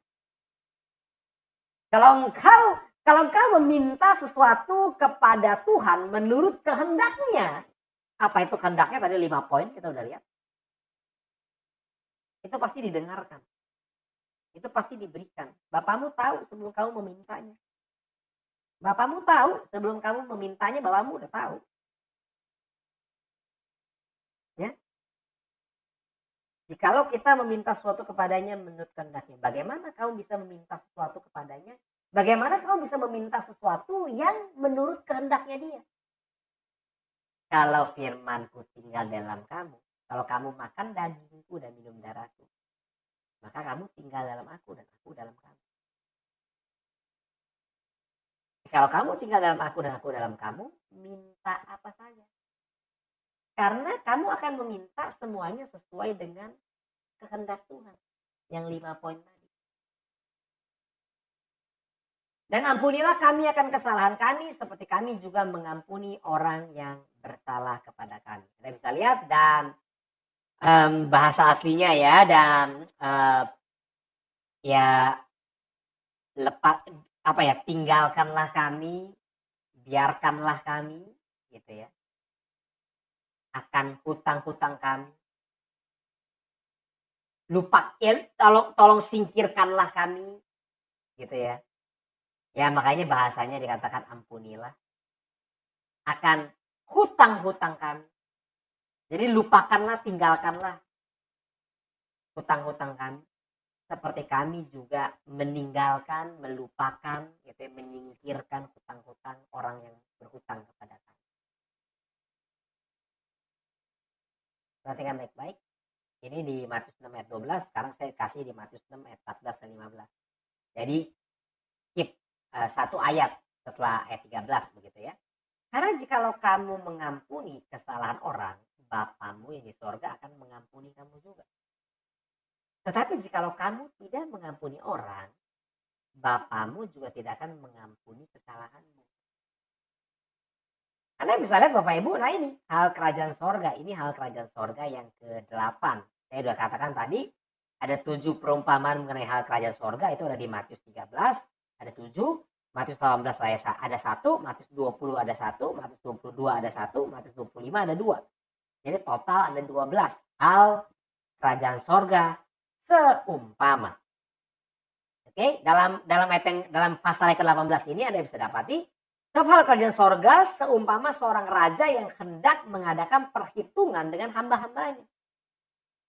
Setelah ia mulai mengadakan perhitungan, dihadapkanlah kepadanya seorang yang berhutang 10.000 talenta. Ya, saya nggak akan bacakan ini, tapi Anda pasti sudah sama-sama tahu apa yang terjadi. Ya, orang yang berhutang 10.000 talenta itu nggak bisa membayar. Ya, Anda bisa lihat ya. Jadi bukan orang yang bersalah, tapi orang yang berhutang. Ya. Orang ada 10.000 talenta itu nggak bisa bayar, lalu dia sujud dan menyembah tuannya dan berkata, tolong sabar dong, segala hutangku akan kulunaskan. Lalu raja itu kesian gitu ya, tergeraklah hatinya oleh belas kasihan sehingga ia membebaskan dan Anda bisa lihat menghapuskan hutang orang yang berhutang 10.000 talenta itu. Besar sekali, banyak sekali. Oke. Tapi ketika hamba yang berhutang 10.000 talenta itu yang sudah dibebaskan itu keluar, ia bertemu dengan seorang hambanya dia yang berhutang 100 dinar kepadanya. Cuma 100 dinar dibandingkan 10.000 talenta, jauh banget. Ia menangkap dan mencekik kawannya itu, katanya, bayar hutangmu. Kopheleis, bayar hutangmu. Maka sujudlah kawannya itu dan mohon kepadanya. Sama, kawannya itu juga mengucapkan hal yang sama seperti yang dia ucapkan kepada sang raja. Sabarlah dahulu, hutangku itu akan kulunaskan. Tetapi ia menolak dan menyerahkan kawannya itu ke dalam penjara sampai dilunaskan hutangnya. Melihat itu kawan-kawannya yang lain sangat sedih lalu menyampaikan segala yang terjadi kepada tuan mereka. Raja itu menyuruh memanggil orang itu dan berkata kepadanya, hai hamba yang jahat, seluruh hutangmu telah kuhapuskan karena engkau memohonkannya kepadaku. Bukankah engkau pun harus mengasihani kawanmu seperti aku telah mengasihani engkau? Maka marahlah tuannya itu dan menyerahkannya kepada algojo sampai ia melunaskan seluruh hutang. Maka Bapakku yang di sorga akan berbuat demikian juga terhadap kamu apabila kamu masing-masing tidak mengampuni saudaramu dengan genap hatimu. Perhatikan baik-baik. Bapa kami yang di sorga, datanglah kerajaanmu. Kerajaan sorga, saya sudah katakan ini adalah kerajaan sorga. Ya, ketika Tuhan memerintah di muka bumi ini. Dan ini adalah, Anda bisa lihat, ini adalah hal kerajaan sorga seumpama orang yang berhutang 10.000 talenta dan setelah dibebaskan dia tidak mau mengampuni, dia tidak mau membebaskan orang yang berhutang 100 dinar kepadanya.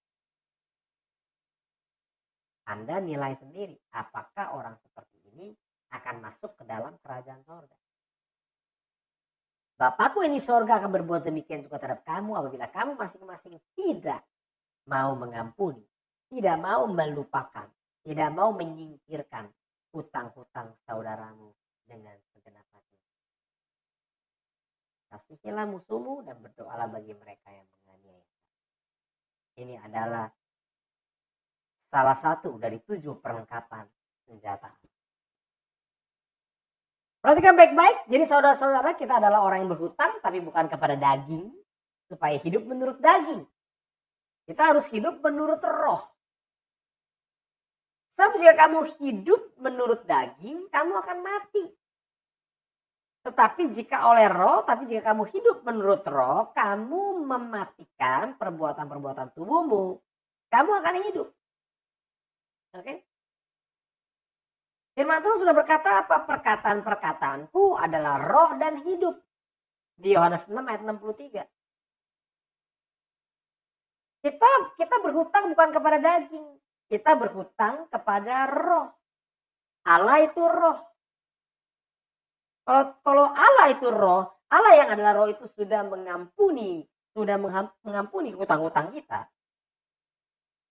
Kita juga harus mengampuni orang-orang yang berhutang kepada kita. Kita sampai di kalimat yang terakhir, Bapak Ibu Anda bisa lihat di sini, janganlah membawa kami ke dalam pencobaan, ya. Tetapi lepaskanlah kami daripada yang jahat. Kamu tolong lihat baik-baik. Dalam Yakobus 1 ayat kedua dikatakan apa? Saudara-saudaraku, anggaplah sebagai suatu kebahagiaan apabila kamu jatuh ke dalam berbagai-bagai pencobaan. Anggaplah sebagai suatu kebahagiaan. Tolong lihat lagi.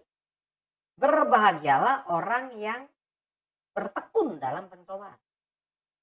Sebab apabila ia sudah tahan uji, ia akan menerima mahkota kehidupan yang dijanjikan Allah kepada barang siapa yang mengasihi dia.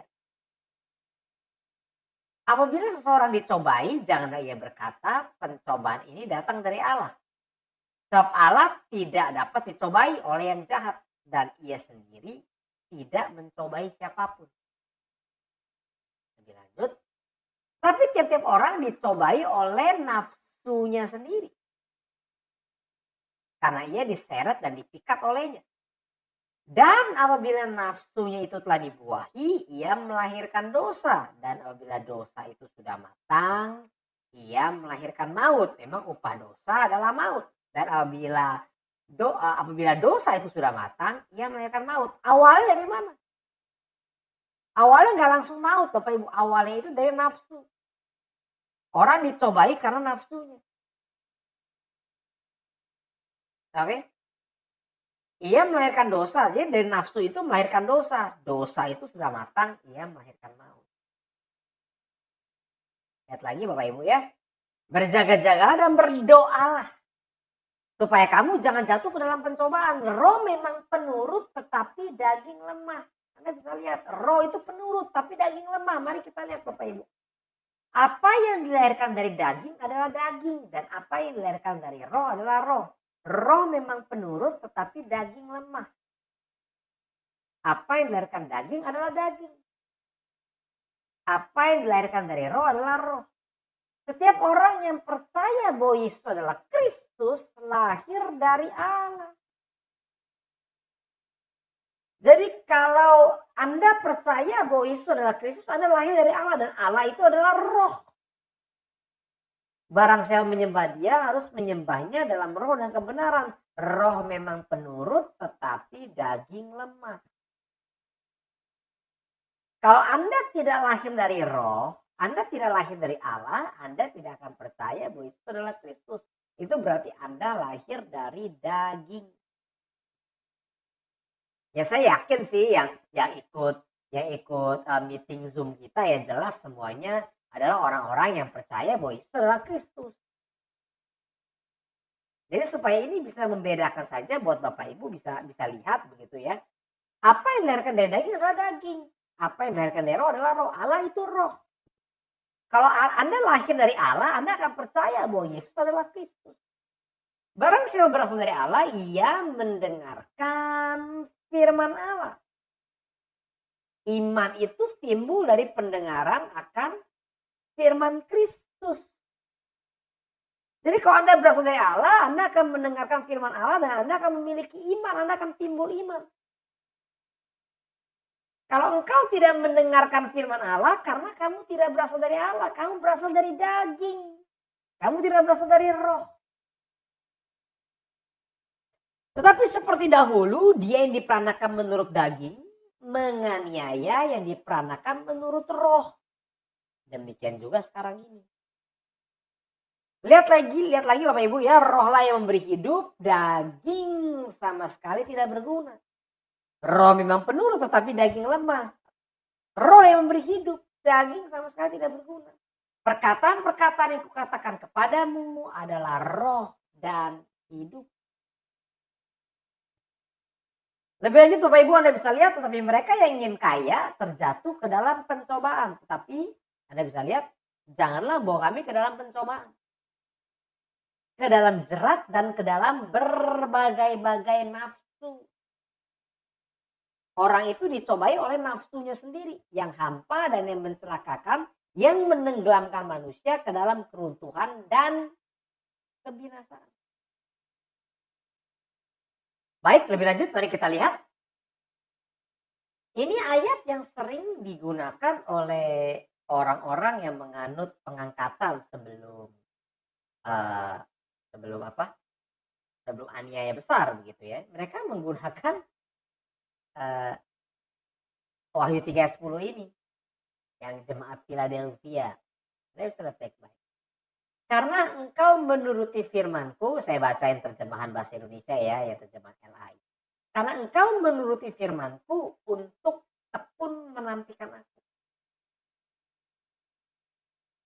Maka aku pun akan melindungi engkau dari hari pencobaan yang akan datang atas seluruh dunia untuk mencobai mereka yang diam di bumi. Mari kita lihat Bapak Ibu. Ini saya mau ajak Bapak Ibu untuk melihat kalimat pertamanya saja, karena engkau menuruti firmanku untuk tekun menantikan aku. Mari kita lihat bahasa Inggrisnya, Anda bisa lihat. Ya. Because thou hast kept the word of my patience.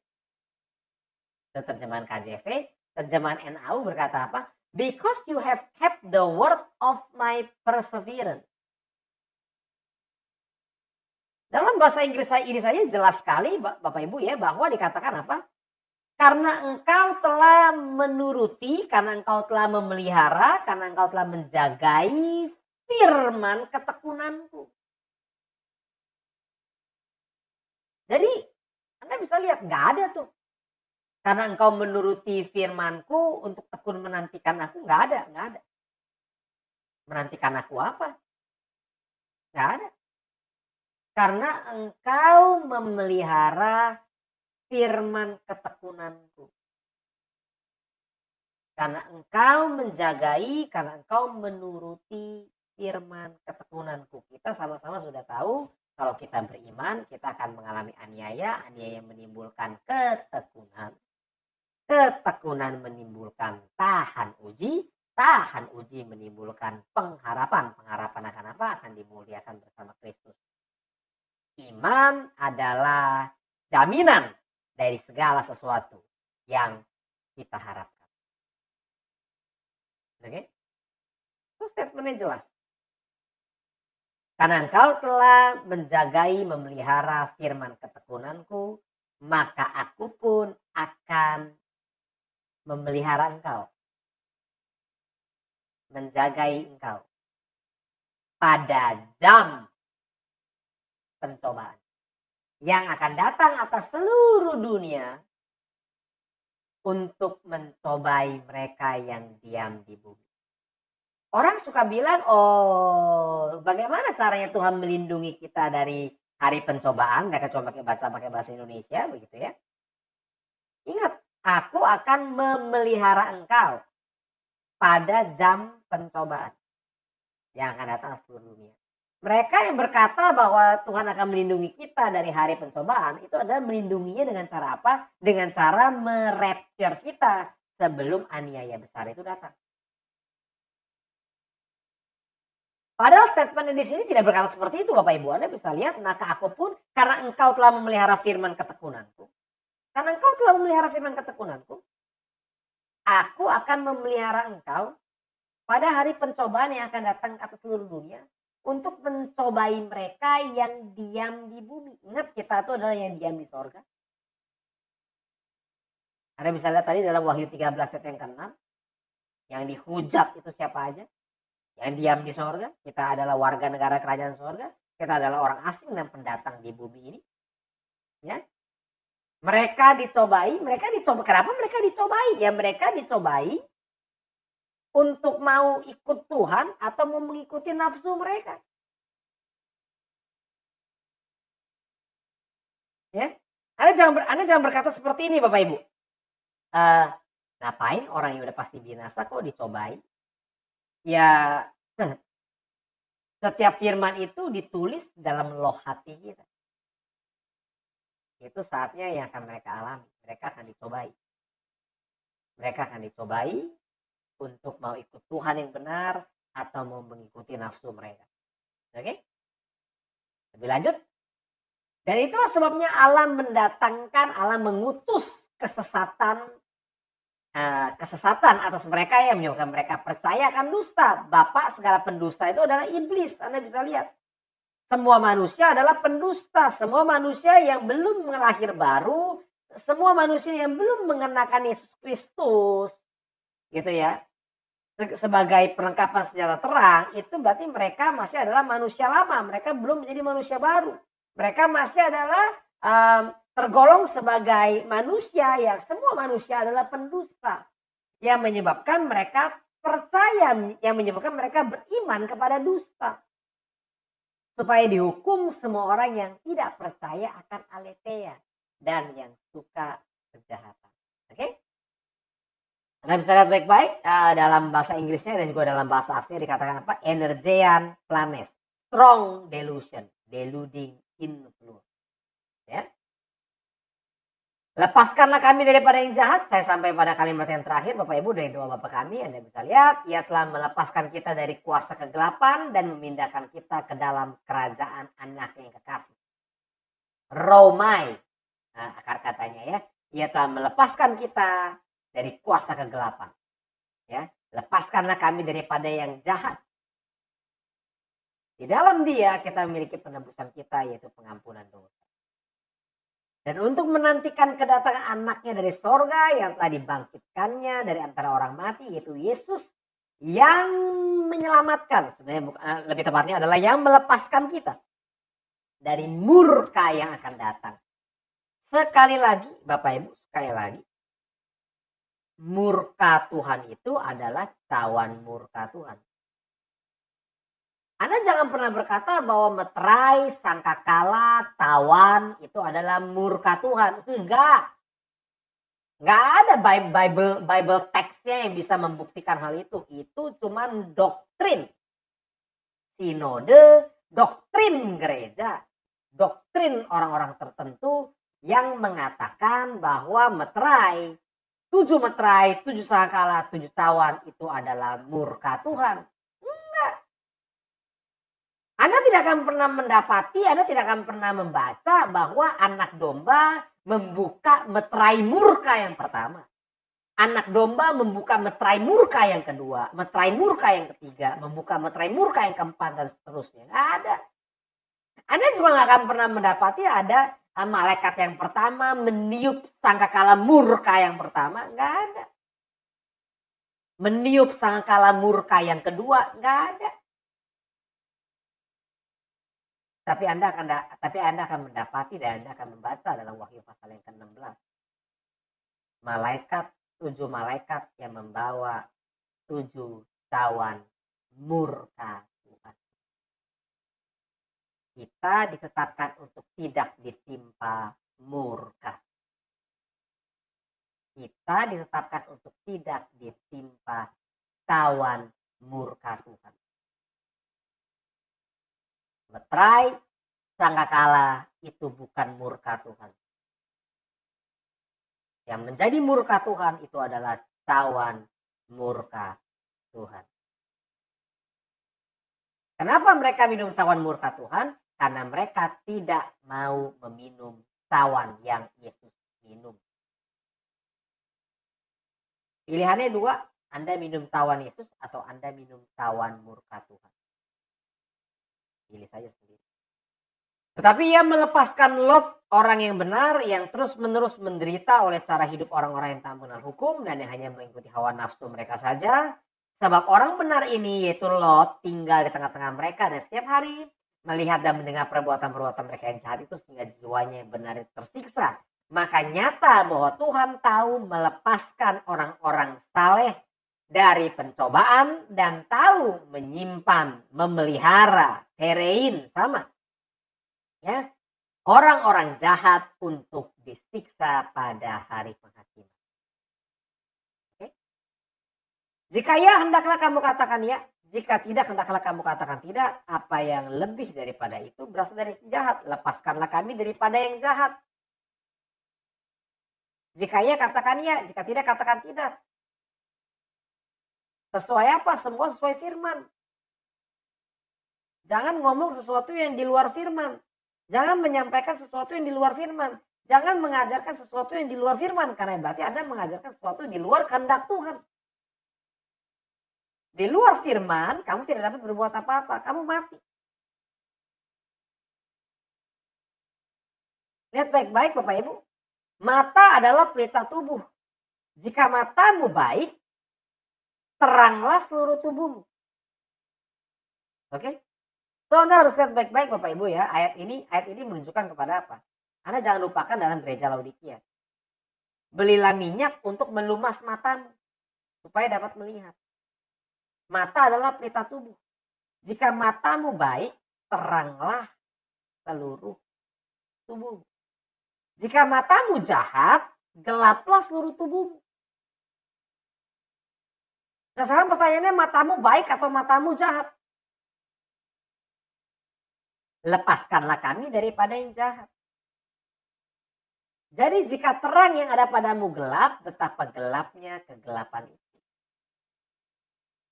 Lihat lagi Bapak Ibu, hai kamu keturunan ular beludak, bagaimanakah kamu dapat mengucapkan hal-hal yang baik sedangkan kamu sendiri jahat?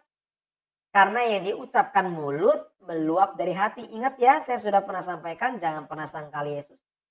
Ingat ini adalah 7 senjata Allah, ini adalah 7 senjata, ini adalah 7 perlengkapan senjata roh, 7 perlengkapan senjata Allah. Supaya kita dapat berdiri pada hari-hari yang jahat. Jangan pernah menyangkali Yesus Kristus kita. Jangan pernah menyangkal dari mulut kita dan berkata bahwa hati kita tidak menyangkal dia. Enggak bisa. Apa yang diucapkan mulut meluap dari hati. Karena dengan hati orang percaya dan dibenarkan karena iman. Dan dengan mulut orang mengaku dan diselamatkan oleh iman. Lepaskanlah kami daripada yang jahat. Jika ya katakan ya. Jika tidak katakan tidak. Anda mau sangkali stop? Tidak. Ngomong aja yang jelas.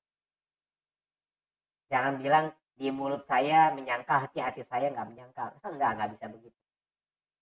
Orang yang baik mengeluarkan hal-hal yang baik dari perbendaharaan yang baik. Dan orang-orang yang jahat mengeluarkan hal-hal yang jahat dari perbendaharaan yang jahat. Kalau hati Anda jahat, Anda akan mengeluarkan dari mulut Anda hal-hal yang jahat. Karena itu perhatikanlah dengan seksama bagaimana kamu hidup. Janganlah seperti orang yang tidak bijaksana, asofoi, tetapi seperti orang bijaksana, sofoi. Dan pergunakanlah gitu ya, waktu kairon yang ada karena hari-hari ini adalah jahat. Sebab itu ambillah seluruh perlengkapan senjata Allah supaya kamu dapat mengadakan perlawanan pada hari yang jahat itu dan tetap berdiri sesudah kamu menyelesaikan segala sesuatu. Sudah kamu menyelesaikan ya segala sesuatu, kamu tetap berdiri. Lihat lagi Bapak Ibu, saya sudah mau selesai. Memang setiap orang yang mau hidup beribadah dalam Kristus Yesus akan menderita aniaya. Ya, kalau Anda mau hidup beribadah dalam Kristus Yesus, Anda akan menderita aniaya. Sedangkan orang jahat dan penipu akan bertambah jahat. Mereka akan menyesatkan dan disesatkan. Orang-orang jahat itu ya mereka akan menyesatkan dan disesatkan. Itu sebabnya janganlah membawa kami ke dalam pencobaan, tetapi lepaskanlah kami daripada yang jahat. Daripada yang menyesatkan dan disesatkan itu. Kita tahu bahwa setiap orang yang lahir dari Allah tidak berbuat dosa, tapi dia yang lahir dari Allah melindunginya dan si jahat tidak dapat menjamahnya. Kita tahu bahwa kita berasal dari Allah dan seluruh dunia berada di bawah kuasa si jahat. Lepaskanlah kami daripada yang jahat. Ya, karena kami mau masuk ke dalam kerajaan sorgamu itu. Datanglah kerajaan. So, kesimpulan Bapak Ibu, kita sudah sampai dalam kesimpulan. Ini adalah doa yang diajarkan oleh Yesus, ya, bukan doa yang diajarkan oleh tokoh-tokoh siapapun itu, baik Musa, Daud, tadi siapa Hana dan juga Bunda Maria, bukan.